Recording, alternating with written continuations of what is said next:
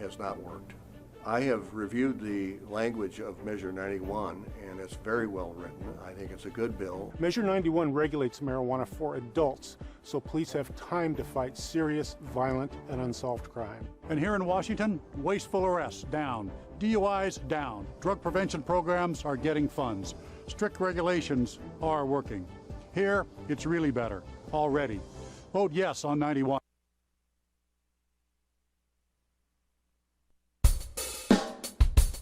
You take a seed, you plant it, you grow it, you dry it, you roll it, you smoke it, and it goes down smooth. Hey! Spanning the continent to bring you the truth about cannabis and marijuana law reform. I smoke pot and I like it a lot. The Russ Belville Show, the voice of the marijuana nation. Now, here's your host, Radical Russ Belville. Good day, tokers and tokettes and non-toking lovers of liberty, and welcome to the show.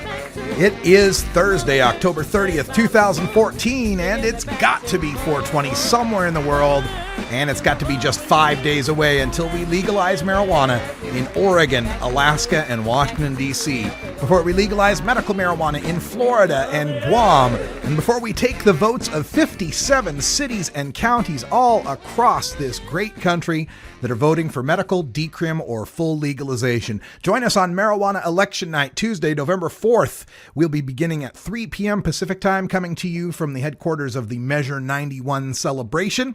We've got people calling in from NORML, Law Enforcement Against Prohibition, Drug Policy Alliance, Marijuana Policy Project, and independent marijuana reformers from all over the country. People that are volunteering to be a part of this great show that we're putting on.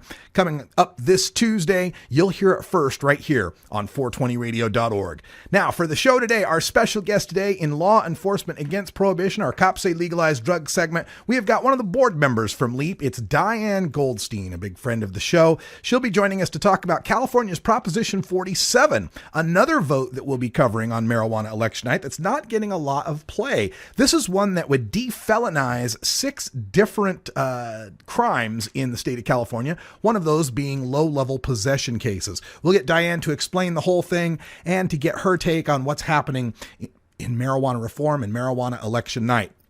Now, speaking of election night, you know, there was a video that I showed yesterday, or I may have talked about it yesterday, where I was featured on the station in Medford, KTVL, that was doing a 5-part series on marijuana.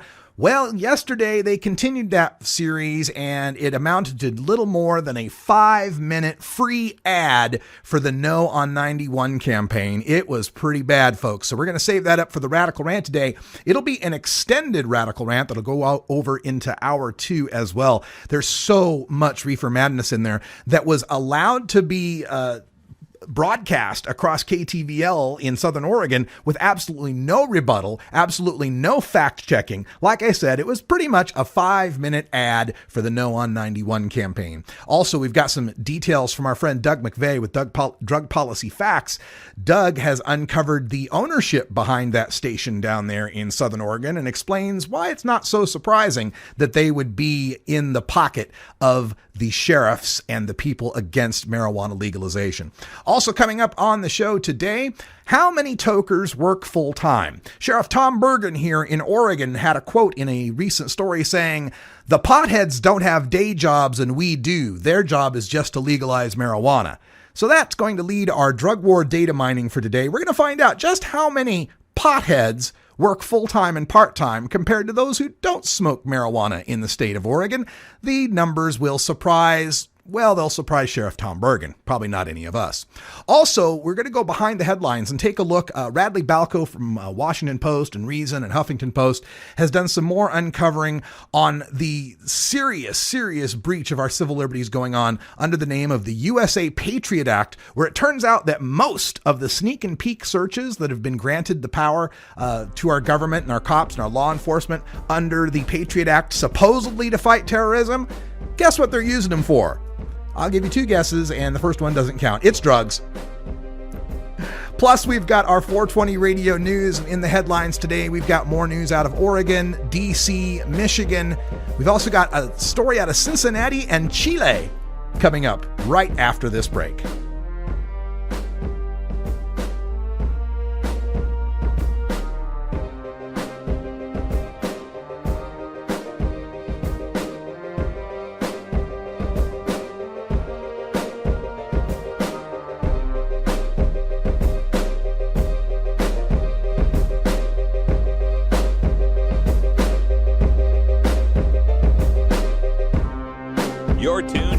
Russ Belville Show, the voice of the marijuana nation. 420 Radio, the activist radio station. Voting yes on 2 will allow doctors to recommend the medicine they feel will ease the pain and suffering of thousands of sick Floridians. Yes on 2 allows medical marijuana use under the strict supervision of a doctor, only for debilitating conditions and diseases such as cancer and MS. 23 states now keep government and politicians out of the doctor-patient relationship. And it's worked. Vote yes on 2 and trust our doctors to do what's best. Herb Thrasher Flower Hour, every Friday at 5 and 8 Pacific on. It's time to vote yes on Measure 91. Oregon judges, prosecutors, and law enforcement agree Measure 91 is the better approach to marijuana. Vote yes on 91. Oregon teachers, moms, and drug treatment professionals say vote yes on 91. Newspapers agree Oregonians should vote yes on Measure 91. It's straightforward and sensible. It's time to legalize marijuana. Join your fellow Oregonians. Vote yes on 91.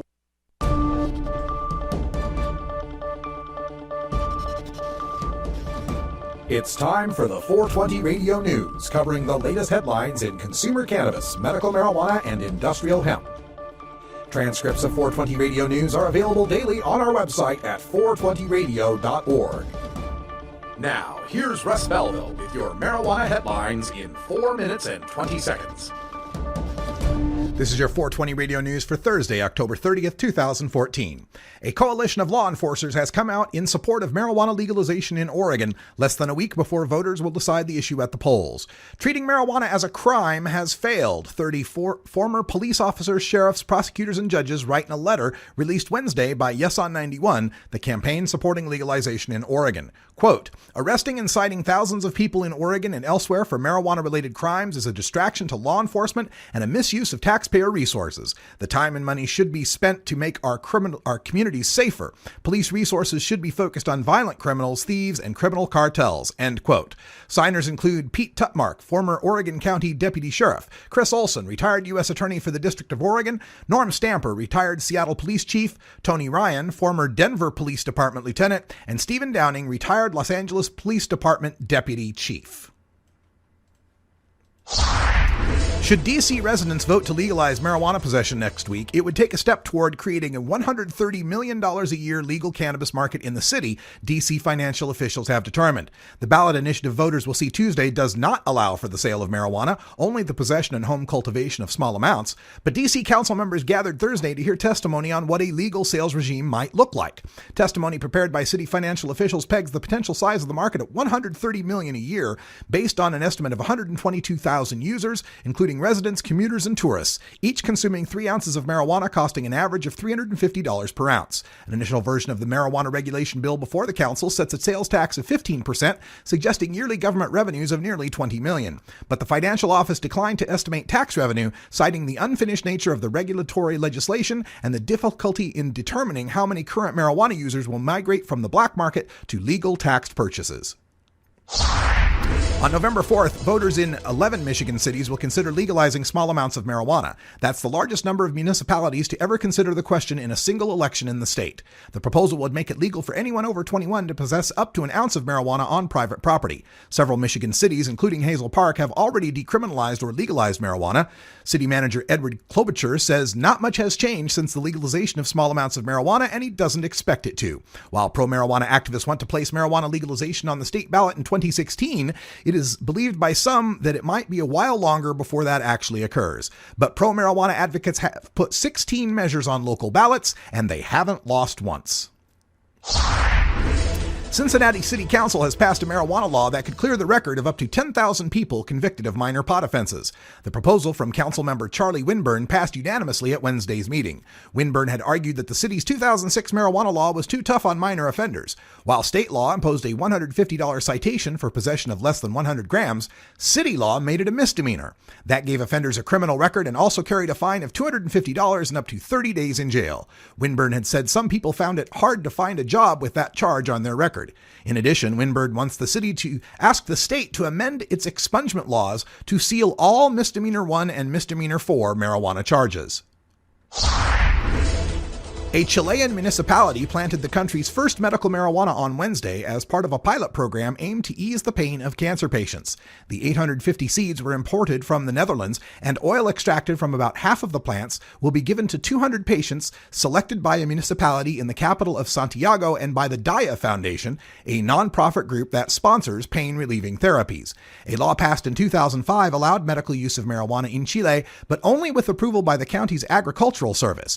It passed only one earlier effort in 2011, but quickly rescinded permission after opposition from health authorities. This time, the organizers won the backing of the state as well as a local university, which will use the project for research in the effectiveness of fighting diseases through the use of marijuana.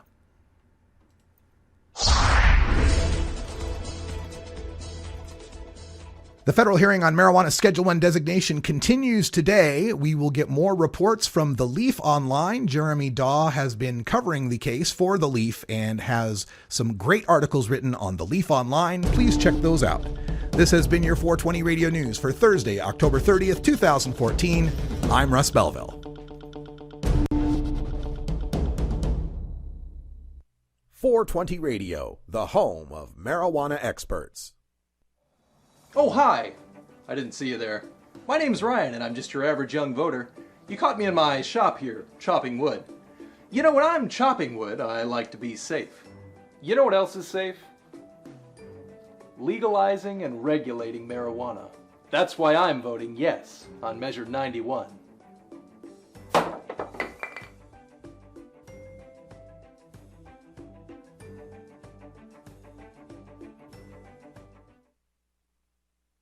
District Attorney Josh Markey for the No on Measure 91 campaign has not read Measure 91. There's nothing in there about how the things are going to be packaged like you've seen. Section 7, paragraphs 1 and 2A grant OLCC all the regulatory authority over sales and production. There's nothing that says how it can be marketed. There's nothing that says how many hundreds of stores there can be in Portland. Section 7, paragraphs 2F and G grant OLCC authority to regulate and even ban marijuana advertising. Section 29, paragraph 2A grants OLCC authority to limit the number of pot shops in a city or county. And in fact, it's a two-pronged thing. One is, has the OLCC, which has done such a great job of keeping alcohol out of the hands of teenagers. Teen drinking dropped from 1/2 to 1/3 in the last 7 years. We'll regulate marijuana for commercial sale, but then completely unregulated and untaxed, people will be able to have 8 ounces of marijuana, which is about 400 joints. Section 6, paragraph 1 only allows 8 ounces of marijuana in the home if one is growing 4 plants. We actually rolled it to find out. A pound of edibles, an ounce of hash oil, 72 ounces of cannabis liquid, which I never even heard of, and each household can grow 4 plants. Oregon has the same public possession, edibles, and liquid limits as Washington, and lower home grow, home possession, and hash oil limits than Colorado. Measure 91 has taken the best from Colorado and Washington laws and improved them. Learn the facts. Vote yes on Measure 91. This advertisement produced by the Russ Belville Show and is not sponsored or endorsed by the Yes on Measure 91 campaign.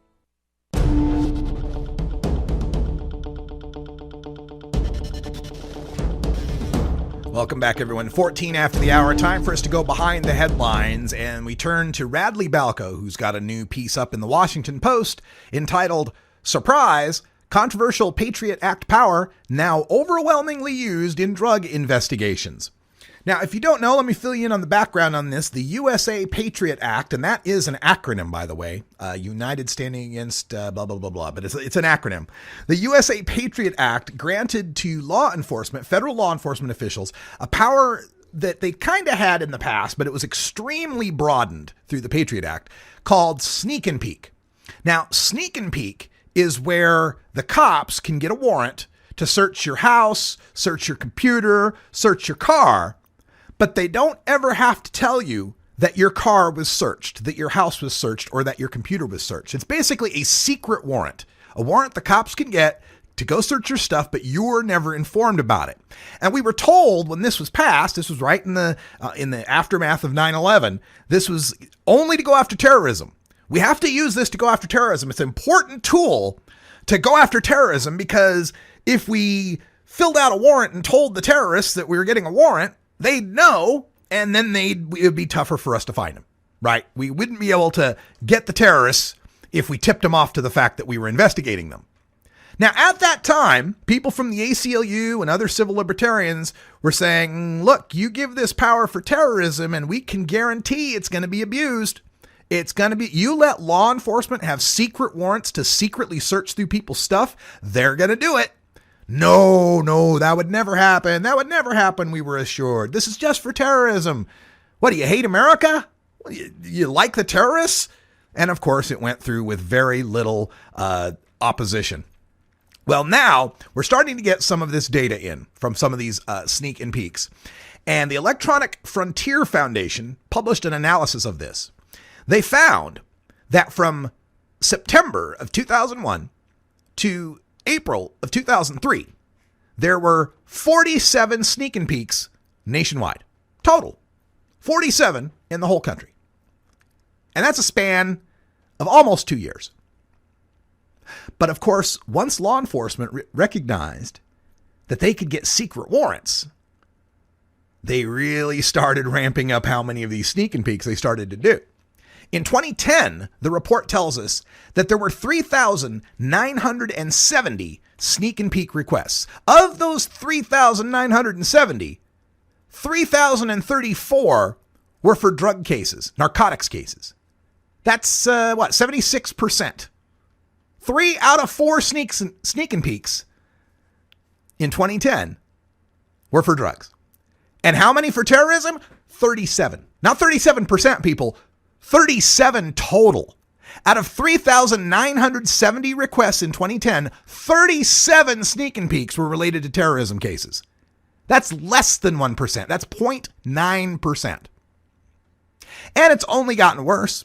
The report for 2013 shows that there's 11,129. We went from about 4,000 to over 11,000 in the span of the last 3 years.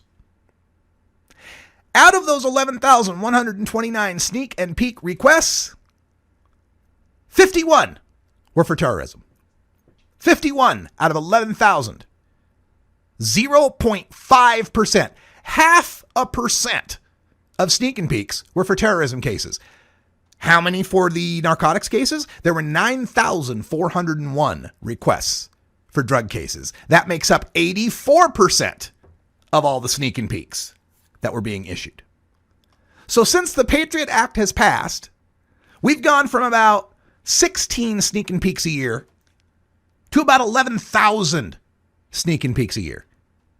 In a dozen years, from 16 a year to 11,000. So once again, we are seeing how the war on drugs is eviscerating our civil liberties. This perverse profit incentive that law enforcement officials have to go after drug cases at the expense of going after terrorism cases, or hell, how about them bankers out on Wall Street that crashed our economy? Haven't seen any of them in cuffs lately. Why don't we sneak and peek some of the CEOs of Chase Manhattan or HSBC? Oh, wait a minute. We don't have to sneak and peek those guys. They admit their crimes in court and only get fined. So I guess that's not a big deal, right? Now, this is not to say that these powers of sneak and peek shouldn't be used.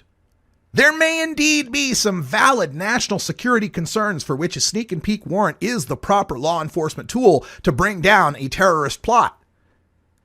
But we've got to bring a much tighter control over the use of these sneak and peek warrants and forbid them for the use of anything but terrorism cases. Or else we'll continue sliding down this slippery slope into a police state where there's no warrants, there's no due process. This is not the land of the free and the home of the brave that I took an oath to preserve, protect, and defend back in 1985. You know, there are times where I've fallen off the wagon. Welcome back, President Obama. We're glad you fell off the wagon. Maybe if you smoked a doobie from time to time, you might be able to deal better with some of these issues that we're coping with here in this country. Lay off the beer summits, Mr. President. It's time for a bong summit. It's 420 in Denver. That would be a good place to start. We'll be back with Drug War Data Mining after this. 420 Radio, fighting prohibition since 2012. Are you a hypocrite? If you live a closeted cannabis lifestyle, you are. Read about 7 people living a closeted cannabis lifestyle who are on the verge of coming out in The Hypocrites by Mara K. Eaton. Available at areyouahypocrite.net. You can purchase the book on Amazon and Barnes & Noble, also available on iTunes. Check out Mara K. Eaton on Facebook as well. Learn more at areyouahypocrite.net. Got a comment, question, complaint, or request for 420radio.org?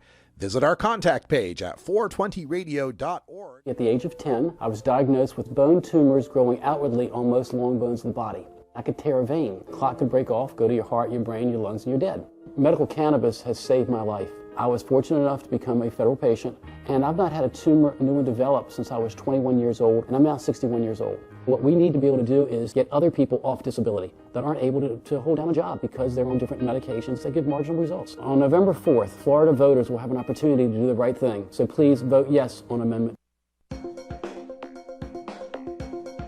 Arguing for the end of adult marijuana prohibition is easy because we have facts, science, reason, compassion, evidence, truth, and logic on our side. It is even easier when researchers catalog it all for us. Learn how to gather the facts on marijuana use, arrests, seizures, rehabs, drug tests, and more in this edition of Drug War Data Mining. All right, welcome back, everyone. 22 after the hour, and just going back to my Twitter account here for Sheriff Bergen, who had a quote. This was in the New York Times that had a story talking about Oregon's Measure 91 and the Kevin Sabet Oregon Marijuana Education Tour that we successfully killed half of, and discussed that tactic. It didn't name me specifically, but it was talking about what we did as far as the records requests and so forth.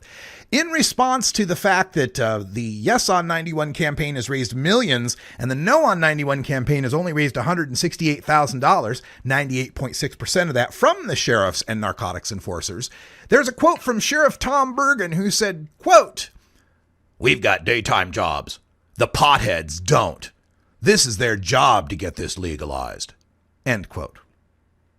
So I see, Sheriff Bergen, the contention here is that we're the potheads. We don't have jobs. We're just on unemployment, sucking down welfare and spending all our time trying to get things legalized. Now, I can't speak for everyone because it's true, this is my full-time job. Legalization is all I do. But I thought it might be interesting to take a look at the Drug War Data Mine and go to the National Surveys on Drug Use and Health. This is their 2-year RDAS, and it contains information broken down at a state level on whether or not people use certain drugs and various other demographics about them.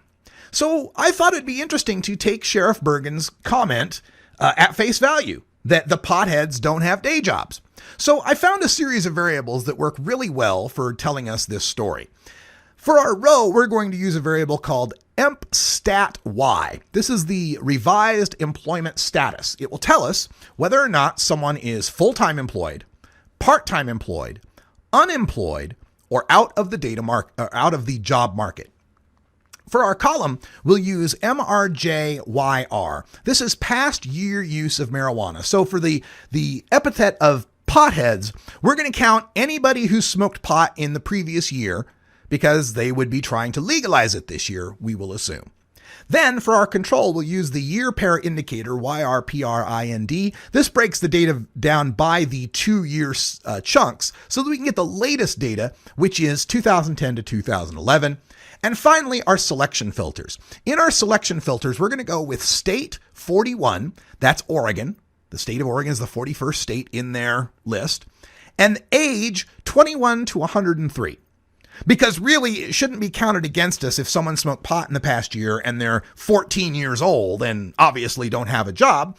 Besides, legalization of marijuana under Measure 91 that supposedly us unemployed potheads that don't have jobs and are fighting to legalize, that Measure 91 only legalizes for people 21 and older. So really, it's only fair to talk about us 21 and older potheads who supposedly don't have jobs.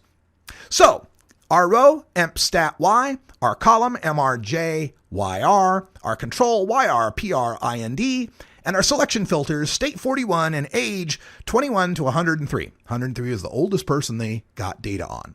We'll run that table and see just what we come up with. And we'll have to scroll down just a little bit to get to the 2010 numbers. And here we go, 2010, 2011. Let's see if I can scoot this over just a little bit for us to see it a little better on the screen. For those of us who are watching on the screen, there's our data. For people who did not use marijuana in the past year, 50.5% of them were full-time employed. For people who did use marijuana in the past year, 53.1% of them were full-time employed. More potheads have full-time jobs than non-potheads. For people who did not use marijuana in the past year, 12.2% of them are employed part-time.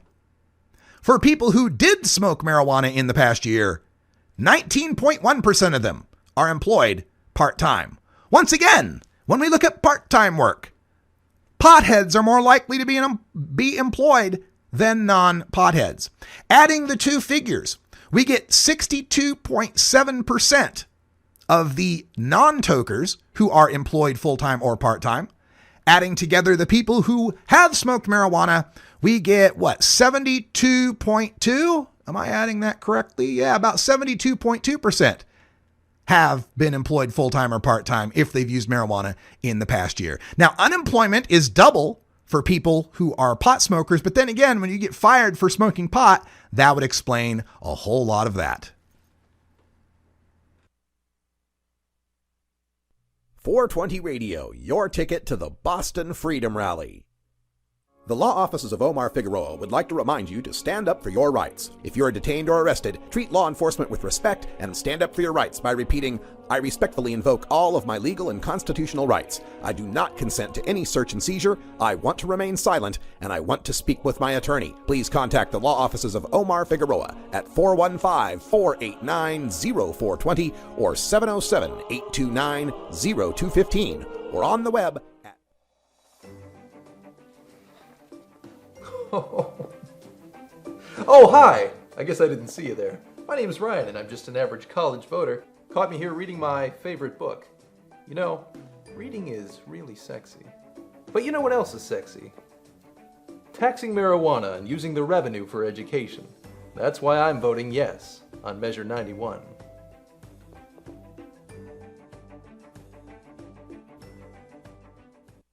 You know Herb Thrasher from the Herb Thrasher Flower Hour. Now get ready for Herb Age Designs for the proud cannabis consumer. Herb Age Designs, lifestyle gear for the 420 friendly. Herb Age Designs, we've got Frisbee golf discs and durable hemp gear. Herb Age Designs, we've got shot glasses, drinking glasses, coffee mugs, and beer cozies. Check us out on Facebook and online at herbagedesigns.com and follow Herb Age and Herb Thrasher on Twitter.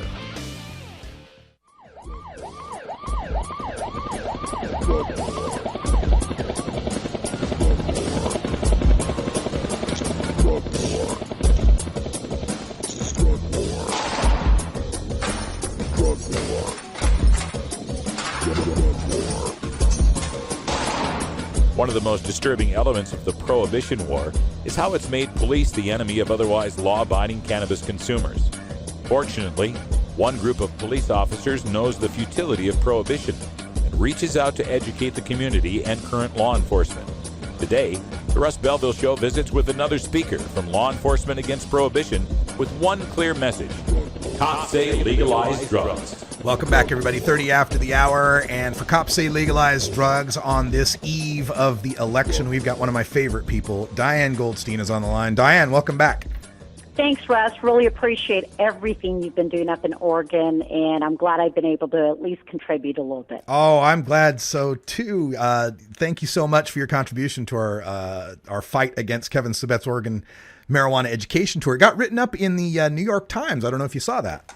Oh, actually, Actually, I didn't. Interesting. I'll go back and take a look. Yeah, I wish they didn't mention me by name or anything, but they did get a quote from Sheriff Tom Bergen saying the potheads don't have jobs. That's trying to legalize is all they do. So there we go. Oh, sigh. I know. It's just beyond. I think it's been very frustrating watching the election this year from my standpoint, because it's almost like, the whole Gandhi quote, first they laugh at you, and then, they start lying about you. Mm-hmm. And the lies, the misinformation, the acts of omission have been so stunning across Alaska, D.C., Florida, and in Oregon in particular. And I don't know if this is just one of those things that they're just throwing Hail Marys and hoping that something sticks. Is their strategic plan? Yeah, that's what it seems like. Now, I wanted to get you on the show here. You're down in California, and everybody's talking about Alaska and Oregon and Florida and all these D.C. and these votes that are going on. But California's got an important vote, too, that's kind of sliding by people's radar here. Let's talk about Prop 47. You know what? I'll tell you, I was just at a Prop 47 function this last week, a little fundraiser, and it's polling at 59% to pass at this point. So Prop 47, what it does, it's a decriminalization law. It is not a legalization law. And as much as I hate incrementalism, I think this proposition is vitally important.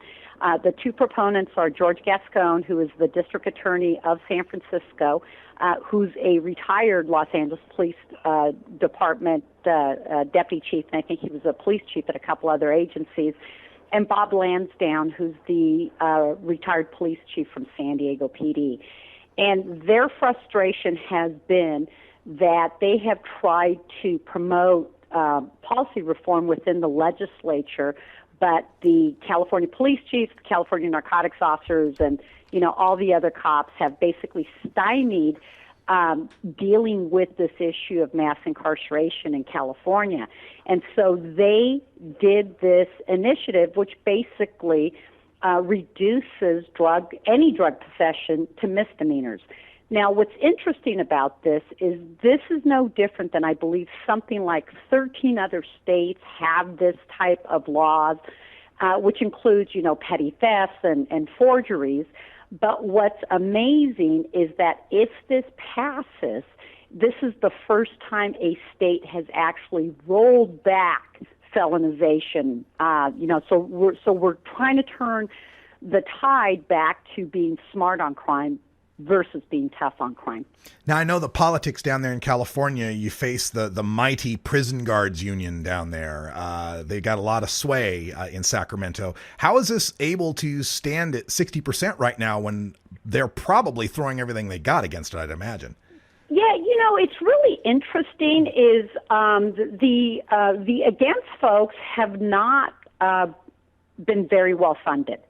Now, what they're hoping is that all the law enforcement associations and unions are, publicly proclaiming no on 47, but they aren't putting their money where their mouths are. It's kind of different than what the Oregon sheriffs have done. And interesting enough is they're using one of their spokespeople is actually the lobbyist for the California police chief, who also happens to be the lobbyist for the California narcotics officers.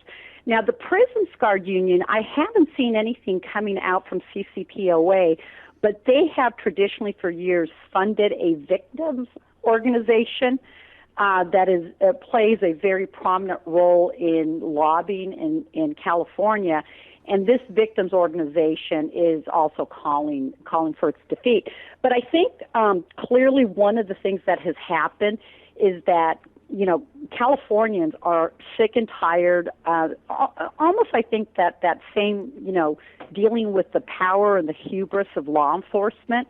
Law enforcement could have done themselves some huge favors by sitting down at the table, becoming stakeholders, working with people to redesign the system for what it was meant to be. But on a personal level, I think they're just afraid of losing power and control. And so, like in other initiatives, they're also, omitting facts about the initiative or trying to scare people. So one of the fear factors here in the No on 47 folks is that they're saying because it reduces drug possession to a misdemeanor, that people who possess GHB, that we won't be able to charge them with date rape. And it's just such a ludicrous statement. And so, the No on 47 has been very good about rebutting a lot of these falsehoods that they're dealing with.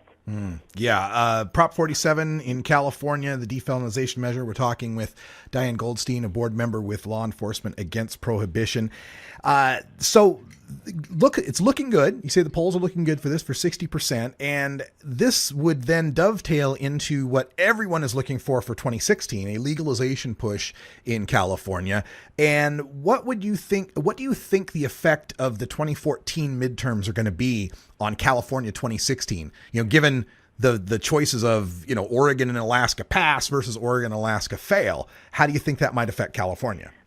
So here's the thing that concerns me. I personally think I'm very optimistic about Oregon, and I'm very optimistic about D.C. with 71. I think Alaska and Florida are still kind of toss-ups. And so one of the things that concerns me is, if 2 out of 4 pass, we can call it a draw with the anti-prohibitionists. But if more lose, it's going to make it much more difficult in California to, I think, really focus and move forward. I think we're still going to do it. We're still going to have a 2016 initiative. But I think finally that some of the anti-prohibitionists, like one of the things that I read, is the casino mogul who's funding Florida has basically said it, that he's on a mission to do this across the country now. And so that's going to be a very interesting thing, because we all know that it's about money. If we're going to run successful initiatives, it is about money. And so if California is going to win, we're going to have to start raising money now in order to beat them at their own game, so to speak. One of the specific things California has to deal with that perhaps other states don't have to deal with, aside from being huge like it is almost a victim of your own success with Prop 215 and the ubiquity in some places in the state of medical marijuana, leading people to think, what's the big deal? I can get my card. I don't need to change anything. Is there a concerted coalition effort moving into 2016? I know things were fractured after Prop 19 lost, and a lot of people couldn't get it together for 2012. What is the outlook for 2016? You know what? I think that it's a very positive outlook. You have the Coalition for Cannabis Policy Reform that is taking steps now to try to work as a coalition partner with both the Marijuana Policy Project and with the Drug Policy Alliance. And so CCPR, has representatives from LEAP, from SSDP, from NORML, from Emerald Growers Association, the ACLU. So everybody's talking right now. And I think what's going to happen is we will be talking and setting strategies and doing kind of a division of labor and seeing who's going to do what. But at this point, I believe that everyone's going to be working well together because our eye's on the prize.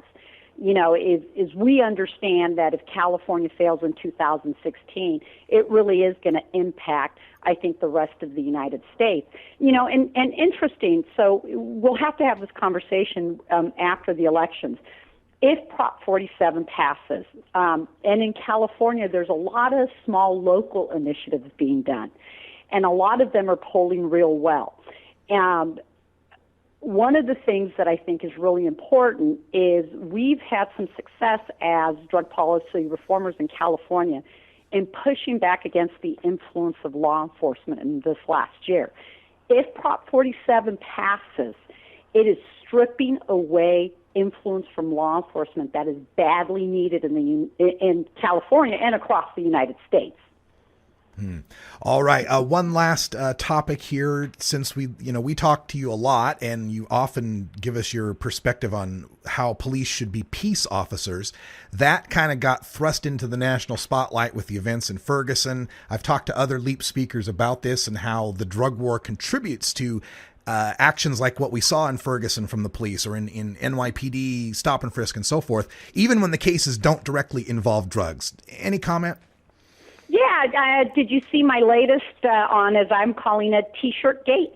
Oh no, I haven't. Oh, the fuck the growers T-shirt. Yeah, yes. Exactly.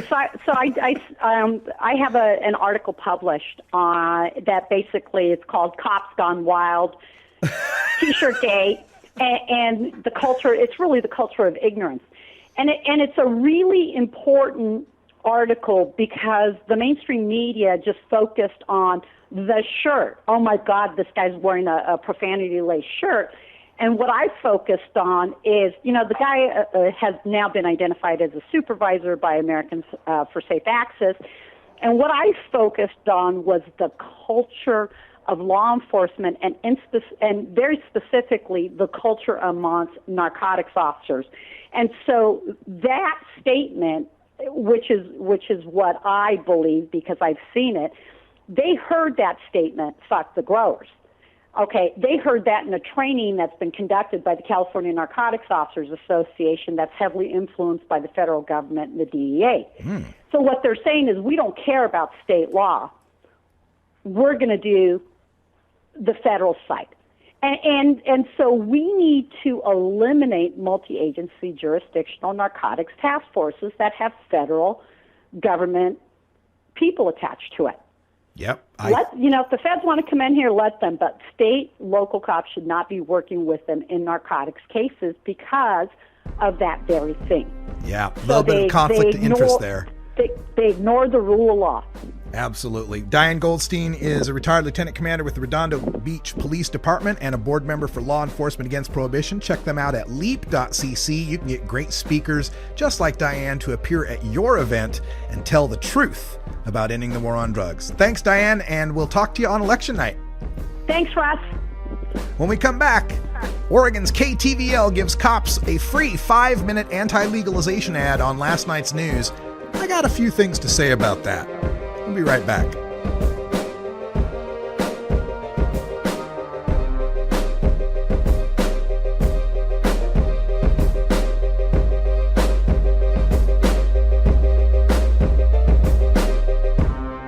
You're tuned into the Russ Belville Show, the voice of the marijuana nation. 420 Radio, freeing your mind 24 hours a day. Growing plants indoors can be a rewarding hobby, but electricity bills can go through the roof. Then you have to cool down all those big hot lights. It can drive a grower insane. With Lush LED lighting, you can solve many of these issues and double your rewards. Matt and his scientists have developed the perfect light for flowering plants with far less cost and heat. And the results? Very effective. Check out LushLEDlighting.com right now and tell them Radical Russ sent you.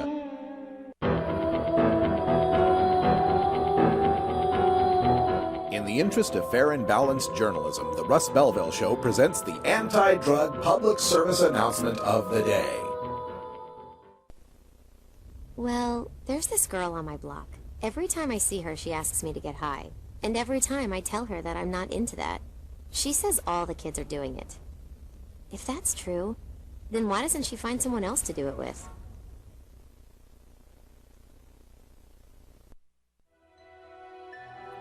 This has been the anti-drug public service announcement of the day.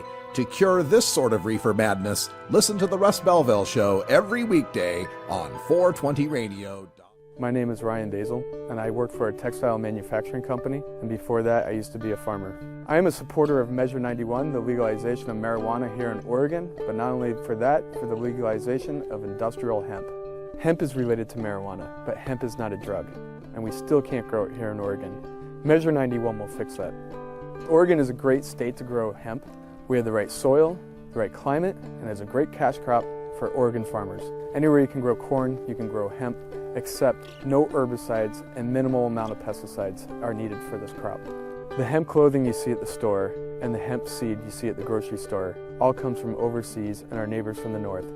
That's money we could be keeping here in Oregon. Farming is a difficult business, and with a cash crop like hemp, it can make all the difference.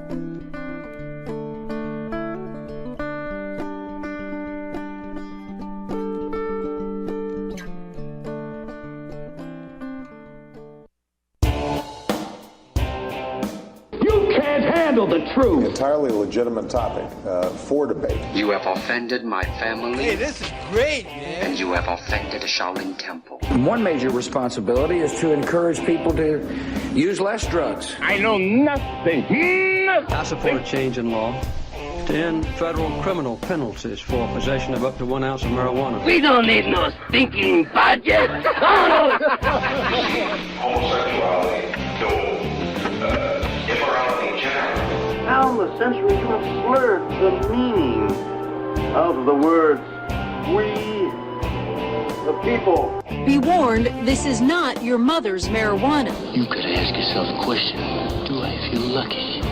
Well, do you, punk? I want to ask you a bunch of questions. I want to have them answered immediately. Surely you can't be serious. I am serious. And don't call me Shirley. Radical Rant. Welcome back, everyone. 46 after the hour, and we're less than a week away from voting to legalize marijuana in Oregon under Measure 91. The Yes on 91 campaign has bankrolled millions in donations and is airing pro-legalization advertisements on television stations across the state. The No on 91 campaign has bankrolled a measly $168,000. 98% of that from the Oregon State Sheriff's Association and the Oregon Narcotics Enforcement Association, and has aired no TV ads. Unless you count the helpful people at Medford's KTVL, which last night aired a hit piece on legalization that might as well have been a 5-minute ad for the No on Measure 91 campaign. Cops were given free rein to utter all their untrue reefer madness talking points, and the reporter made no attempt to balance the coverage with response from the Yes on Measure 91 campaign. The piece, which was entitled A High State of Mind, Law Enforcement and the Oregon Liquor Control Commission discuss regulatory changes if Measure 91 passes, begins with the Klamath County Sheriff, Frank Scraw, saying voting for Measure 91 will mean more deaths on Oregon roads. Quote, "There's enough carnage on the highway, we sure as heck don't need any more," said Sheriff Scraw in full uniform for the cameras. Evidence, perhaps? We don't need no stinking evidence. It's not as if there's already 2 states that have legalized marijuana, and both of them have declining rates of traffic fatalities. It's not as if the reporter could have checked some unknown small-town newspaper like, say, the Washington Post to prove Sheriff Scraw wrong in his prediction.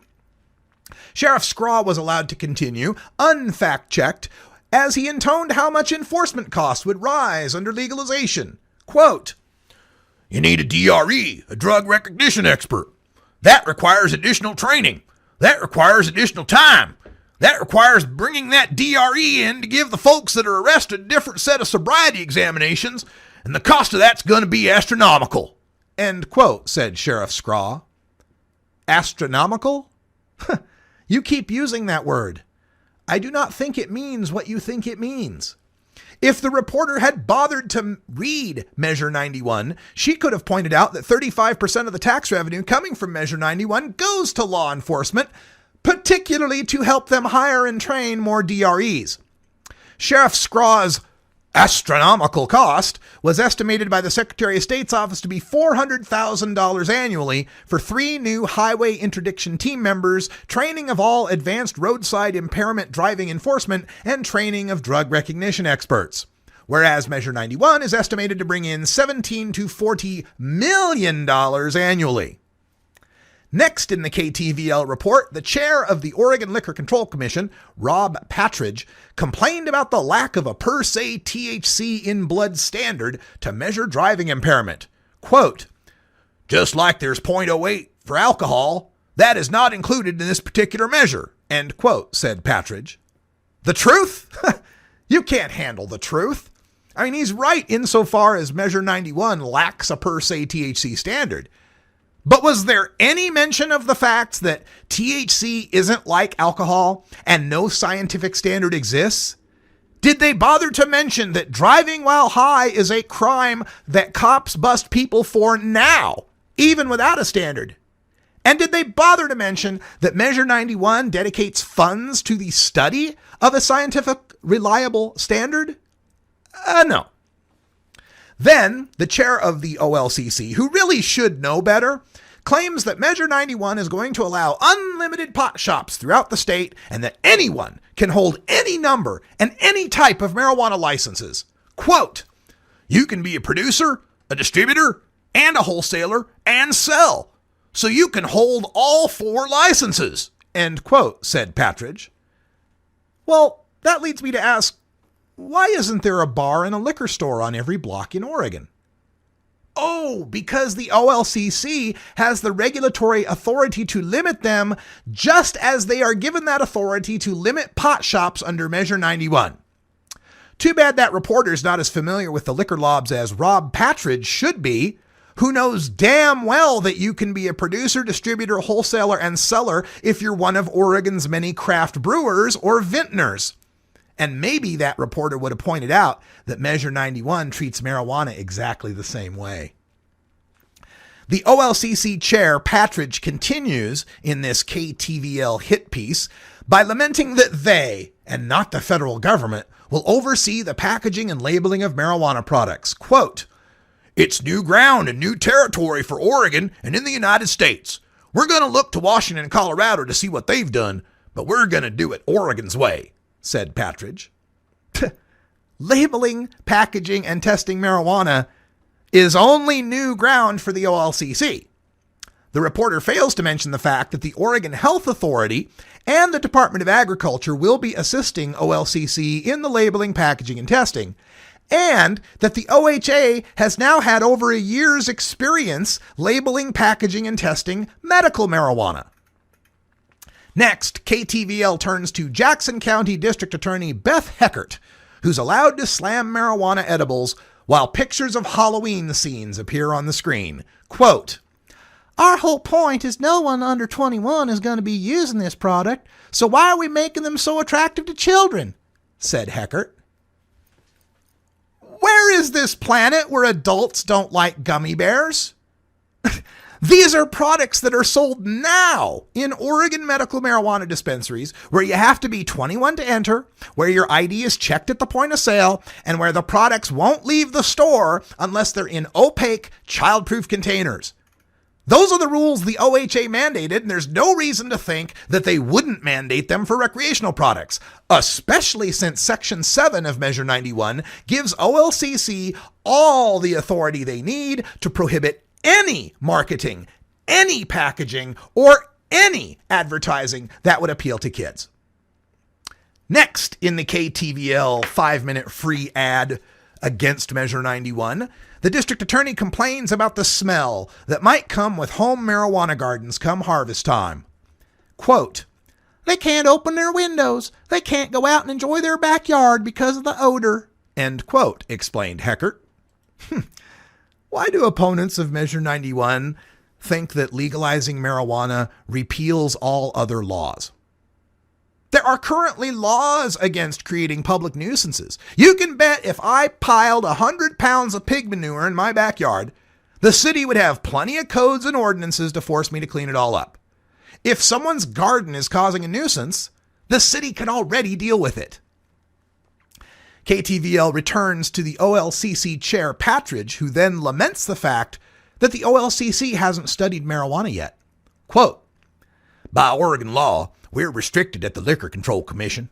You can't spend the liquor money on non-liquor regulatory things. We certainly have had the opportunity as part of what we're doing to study that, but we can't go out and spend money on a ballot measure unless it passes," end quote, says Patridge. Right. And when Measure 91 does pass, the OLCC is given plenty of money, and until July 1st, 2015, before the law is in effect, and until January 1st, 2016, to study, create, and promulgate the rules on marijuana. You'd think a reporter who read Measure 91 would bring up the fact that OLCC will have over a year of study before the first legal pot is sold. Next, KTVL, in their 5-minute hit piece on Measure 91, returns to Sheriff Scraw, who isn't sanguine on the idea that taxing marijuana will reap any money for his department. Quote, "I mean, I believe in the Tooth Fairy and the Easter Bunny too. Come on," said Scraw. District Attorney Heckert added, quote, "I'm just skeptical that there would be a big influx of money, but time will tell," end quote. Show me the money. Show me the money. Well, you remember how Sheriff Scraw figured that $400,000 in costs was astronomical? Well, once again, here's the opportunity for the reporter to ask Sheriff Scraw and DA Heckert what adjective they'd use to describe the $17 million to $40 million that the Secretary of State's office estimates Measure 91 will reap, or to mention the fact that 35% of the money will be going to law enforcement. It'd also be nice to mention that the tax revenue in Washington and Colorado keeps increasing month by month. District Attorney Heckert concludes by implying that legalization of marijuana isn't going to reduce the workload of cops and courts. Quote, "You're still going to have people growing on public lands. You're still going to have people transporting it across state lines and receiving the money back, and all of those issues that we currently prosecute. Those cases are not going to go away because of Measure 91, end quote," said Heckert. Well, surprise! Marijuana legalization does not end all crime. But what Measure 91 does is ensures that up to 13,000 Oregonians don't get tickets or arrests for personal marijuana possession and cultivation. The reporter might have mentioned that in Washington, arrests for personal possession declined from over 5,000 a year to under 200. In Colorado, the monthly arrests for all marijuana offenses declined from roughly 700 a month to about 130. Now, KTVL is in Medford. Medford is in Jackson County. Jackson County is in southern Oregon, and it's part of the so-called Emerald Triangle region of America, where the best marijuana on earth is cultivated. There is high-intensity drug trafficking area designation for those parts, which leads to a lot of federal grant money for law enforcement. In the most recent Oregon Asset Forfeiture Report, the Medford Police Department netted over $213,000 in seized cash and property, and District Attorney Heckert's office netted over $42,000. So it's easy to understand why law enforcement in Southern Oregon is spreading falsehoods and scares about marijuana legalization. It's their job, and to some extent, their budget on the line. But once law enforcers leave that job, they're free to express what 30 former law enforcers recently told news organizations in Northern Oregon. Treating marijuana use as a crime in Oregon has failed, and it's time to vote yes on Measure 91. But what I have trouble understanding is why a journalist would produce such a one-sided hit piece to help law enforcement spread their message on television, and why a news station would let her do so without affording the opposition a chance to rebut. After all, KTVL is a CBS affiliate, not Fox News. So, got a few problems with that. We'll have a link for that. This entire rant is up at radicalruss.com with links to the original video from the news piece that aired last night. I also have this written up on Huffington Post Media. If you check out the Huffington Post Media page, you'll find it there. Please like it, share it, upvote it, whatever it is we got to do. Because this kind of monkeying around with our elections should not be allowed to stand. In Hour 2, I'll tell you a little bit about KTVL and its ownership, and maybe you'll understand a little more why they were so happy to give 5 minutes of free anti-legalization advertising on their news station last night. It's the October surprise. There always is one of them in there. But that's all the time we got for Hour 1. Thanks for joining us. Stay tuned for Hour 2. We'll get more in depth on this story.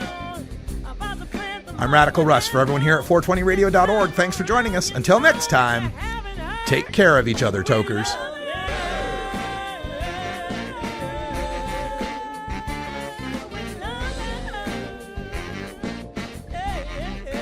This is the Russ Belville Show. The Russ Belville Show is blogging and podcasting daily at radicalruss.com. You take a seed, you plant it, you grow it, you dry it, you roll it, you smoke it. You take a seed, you plant it,